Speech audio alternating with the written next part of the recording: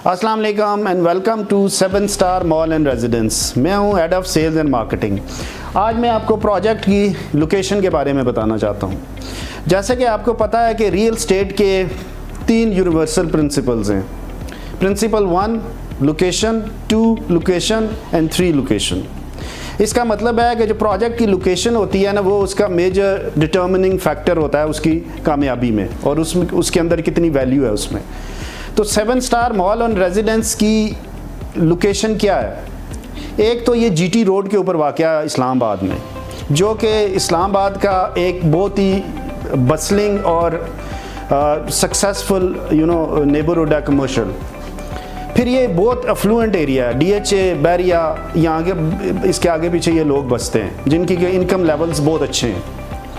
अच्छा, तीसरा इसका ये है कि ये डीएचए का प्रोजेक्ट है।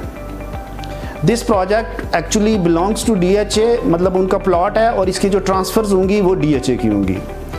और फिर ये है कि ये एक बहुत सक्सेसफुल जो इस्लामाबाद की मॉल है, गीगा मॉल, उसके बिल्कुल साथ वाक़या डीएचए का जो गेट 4 है उसके बिल्कुल नेक्स्ट टू इट। और last but not the least के जो रावलपिंडी रिंग रोड, जिसको कि मैं मोटरवे कहता हूँ, वो it is just 10 minutes away from it. आपको पता है कि मंदरा के पास बांध के ऊपर उसकी इंटरचेंज बन रही है। फिर इस्लामाबाद एक्सप्रेस वे के जो कि टी चौक पे आके ख़त्म हो रहा है।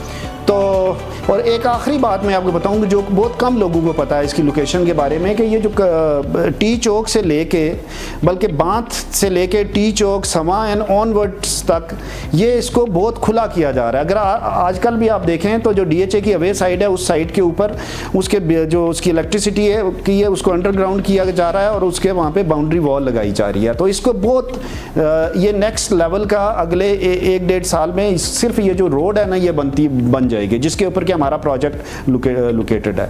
सो कहने का मतलब यह है कि जो ये रियल एस्टेट की मंत्रा है ना, वो इस्लामाबाद हो, दुबई हो, न्यूयॉर्क हो या लंदन हो, वो यही होती है, लोकेशन लोकेशन लोकेशन।